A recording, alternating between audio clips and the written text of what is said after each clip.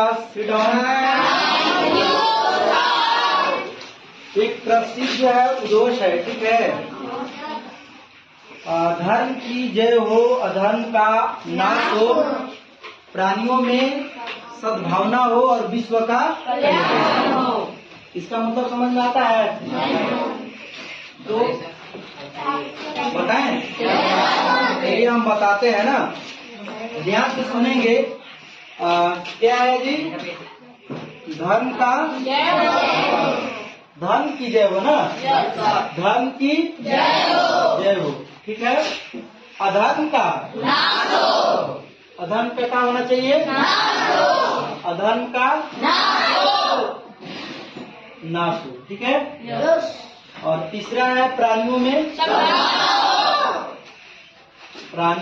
सद्भावना हो, प्राणियों में सद्भावना हो, ठीक है। कौन ज्यादा सुरगल कर रहे हैं? प्राणियों में सद्भावना हो ना, और विश्व का कल्याण हो। अब देखेंगे इसका मीनिंग क्या है, आपको हम समझाते हैं, ठीक है। कल्याण। देखिए, जब पूजा पाठ जब होता है ना, तो जब अंतिम जब समय होता है तो लोग इसको जो है मतलब ये चारों चीजों का इस्तेमाल करते हैं ना जी, कि धर्म की जय हो, धर्म का नाश हो, प्राणियों में सद्भावना हो, विश्व का कल्याण हो। तो अब यहाँ पे ध्यान देंगे कि धर्म की जय हो का इसका मतलब होता है कि आप जो है धर्म के मार्ग पर चलेंगे, धर्म के मार्ग पर चलने से जीत मिलती है। क्या मिलती है बाबू? जीत। समझा गया ना? धर्म के मार्ग पर चलने से जो है जीत मिलती है और सत्य की स्थापना होती है। क्या होता है बाबू? सत्य की स्थापना होती है, ठीक है। दूसरा में देखेंगे अधर्म का नाश हो, इसका मतलब ये हुआ कि अन्याय समझ में आया ना? अन्याय, बुराई, अत्याचार, भ्रष्टाचार, गलत कामों का अंत हो। बाबू देखिए, इसका मतलब हुआ अधर्म का नाश हो का मतलब हुआ अन्याय, लोग अन्याय करते हैं ना, बुराई, गलत कामों का जो है क्या होना चाहिए? अंत होना चाहिए, ठीक है। अगला है प्राणियों में सद्भावना हो, इसका मतलब है सभी प्राणियों के बीच में जो है एक प्रेम होना चाहिए। क्या होना चाहिए जी? प्रेम,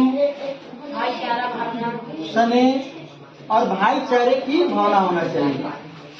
भाईचारे की मतलब सभी प्राणियों के बीच में जो है एक स्नेह होना चाहिए, प्रेम होना चाहिए और सहयोग होना चाहिए और भाईचारे की भावना होना चाहिए। आप देखेंगे अक्सर कि फेसबुक पर आपको फ्रेंड 5000 मिल जाएंगे, लेकिन सागा भाई से जो है बात विचार भी नहीं होता है। तो यह सिखाता है कि आप प्रेम, स्नेह और भाईचारे की भावना रखें। एक प्राणियों में सद्भावना का मतलब ये हुआ, ठीक है। विश्व का कल्याण हो, इसका मतलब ये हुआ कि संपूर्ण सृष्टि और सभी प्राणियों का जो है भलाई हो, कल्याण हो। समझ रहे कि नहीं? तो चारों का मतलब ये हुआ कि धर्म की जय हो, है ना, मतलब कि धर्म के मार्ग पर चलिए, जीत मिलेगी और सत्य की स्थापना होगी। दूसरा में अधर्म का नाश हो, मतलब अन्याय, बुराई, अत्याचार, भ्रष्टाचार, गलत कामों का अंत होना चाहिए, ठीक है। आप देखेंगे कि जब द्वापर युग में जब कृष्ण भगवान थे, जब महाभारत हुआ, तो पांचों पांडव धर्म के मार्ग पर चले और उनके सलाहकार भगवान कृष्ण थे। और जो शकुनी था वो जो है दुर्योधन के अधर्म के मार्ग पर ले गया। तो कहते हैं कि महाभारत क्या है कि अधर्म पर धर्म की जीत है। त्रेता युग में रामायण हुआ था, रावण जो है अधर्म के मार्ग पर चला, गलत काम किया, और राम जो है धर्म के मार्ग पर चले। तो अधर्म पर धर्म का जीत का प्रतीक है रामायण। समझ रही है ना? अधर्म को जीत नहीं होना चाहिए, तब भगवान कृष्ण जो है पांचों पांडवों का हथियार बनाए। समझा गया कि नहीं?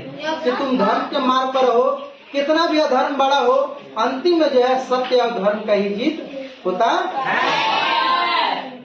हर इंसान को ये ऐसा लगता है कि इंसान जो है मतलब कितनों भी अधर्म बड़ा होगा, अब उसको गरीब अमीर हो या कोई भी छोटा आदमी जो उसको विश्वास होता है कि अंत में जीत जो है सत्य की होती है। अब देखेंगे विश्व का कल्याण हो, इसका मतलब हो कि संपूर्ण सृष्टि का भलाई हो, कल्याण हो। समझ में आ गई?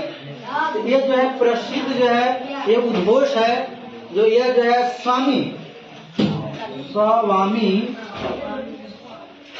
करपात्री, स्वामी करपात्री जी महाराज जो है, ये हिंदी में है, धर्म की जय हो अधर्म की जय हो, हिंदी में लिखा हुआ है, लेकिन पहले संस्कृत में था। एक छोटी बच्ची बोलती है कि आप इस संस्कृत को जो है आप हिंदी में इसको दोहराइए।